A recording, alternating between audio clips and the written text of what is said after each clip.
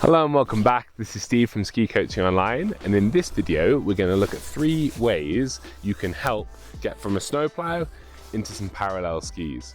The first one is being able to make that ski go from its inside edge to its outside edge. So as we're skiing down here, what you'll see if I'm in a snowplow, as I move around the mountain, I'm on the inside of both of my skis.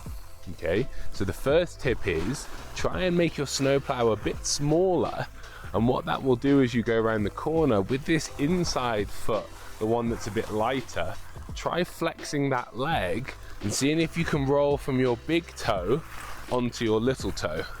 What that will do, as you can see with my skis, it ends up rolling on so I'm on the same side of both skis. So right now I'm on the inside of my skis. I'm on the left one here and the right one here. What I want to do is roll this one onto my little toe. So now as I ski parallel, I'm on both left-hand sides of the ski. So try that one out. The first tip is with rolling over on your edges. So when you're in your snowplow, make it a bit smaller. Make that inside leg flex slightly by bending it and seeing if you can lift up that big toe and roll that inside foot onto the little toe side. The second tip comes to twisting that ski. Sometimes people have it flat enough or they edge it enough, whatever, but they don't twist that ski enough for it to match the outside one and be parallel. So let me show you what that looks like.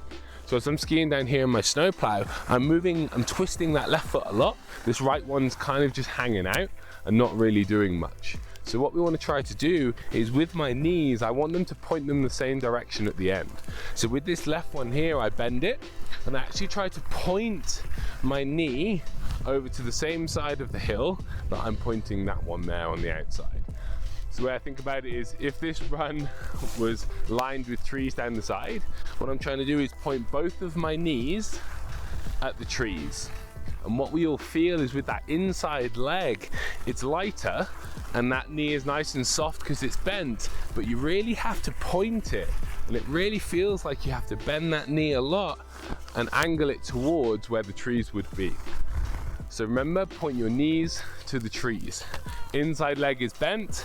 I'm making sure I twist that leg so my knees end up facing the same direction at the end of the corner, and that will mean that those skis then are parallel through the end of the corner too. So we've played with twisting the ski, we've played with tipping the ski. Now we're going to play with, are we standing on it too much, or are we standing on the right ski? So as I come down here in my triangle, what we might see a lot of is people actually lean more of themselves, okay, into the turn, which happens to put me more on that inside ski. So what I want to actually do is keep my nose over my outside toes. So that way then, if I do that, it frees up that inside ski to be able to spin nice and lightly. It can then match parallel towards the end of the corner. So again, I don't let that nose and that head drop to the inside of the turn like this. Ooh, that means I'll probably end up staying in that snowplow.